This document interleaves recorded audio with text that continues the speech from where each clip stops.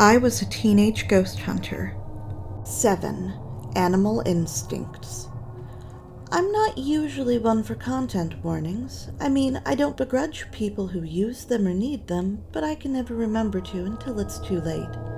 That said, I really like dogs and cats, so I'm giving a reverse content warning here. Nothing bad happens to the animals in these stories. This is our creepy-flavored calm before the storm.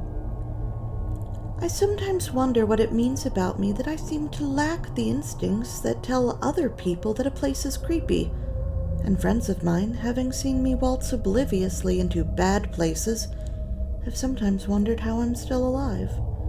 But then again, I like to think of myself as very rational, and instincts are something we usually associate with animals, not people.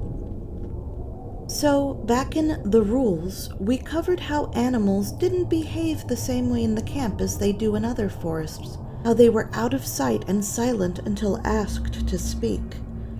That makes the few true animal encounters I had stand out even more, especially because these were all with domesticated kinds of animals, and they were all at the same place, the Initiation Building.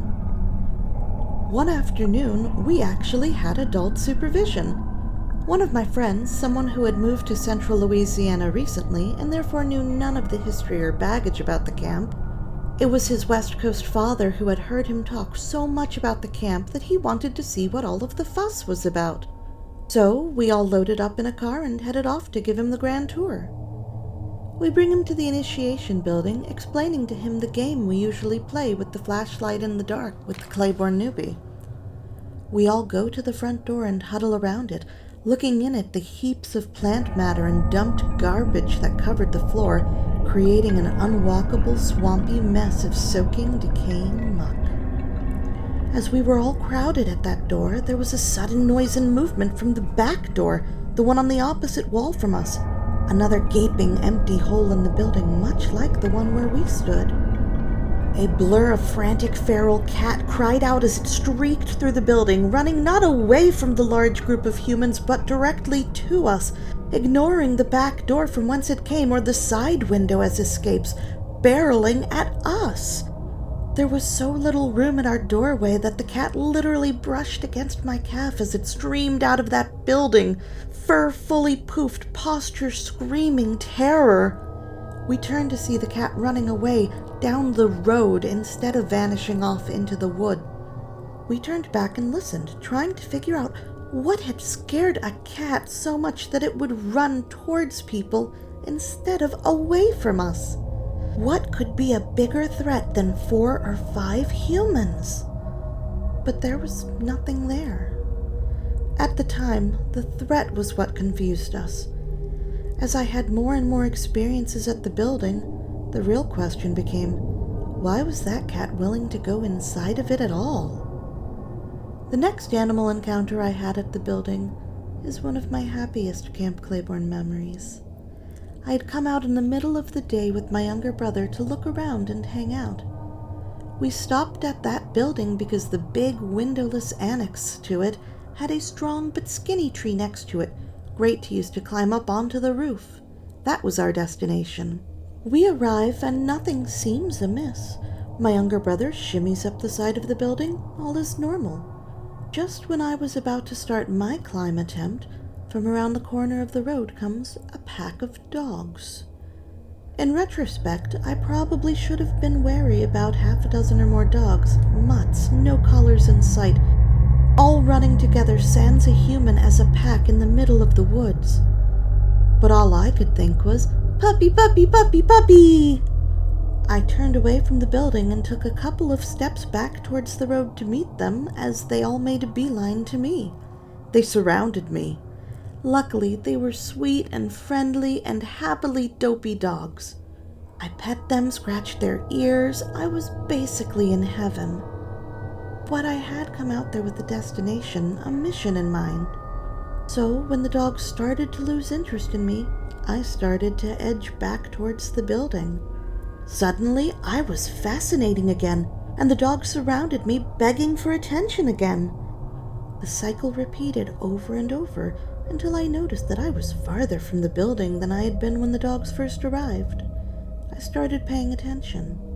Whenever I started to head closer to the building, the pack would reorient themselves, putting their bodies between the building and me, subtly herding me away from it. I didn't understand it.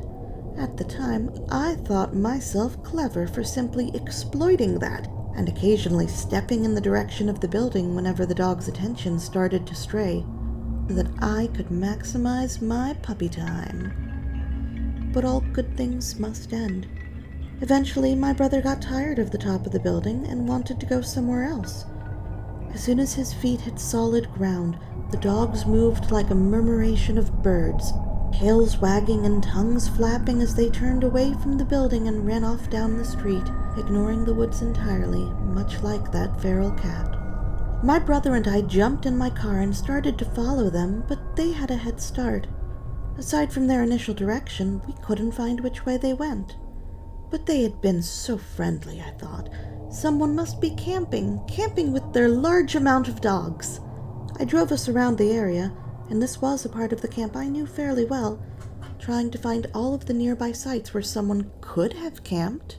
I don't know why I thought that. Back then, nobody camped at Claiborne, especially not on that side of the camp in that area. But still, it was surprising that there weren't any other hikers, explorers, or other humans out that day. Where did the dogs come from? Why didn't they want me near that building? Many years later, I returned to the camp as an adult on a visit home.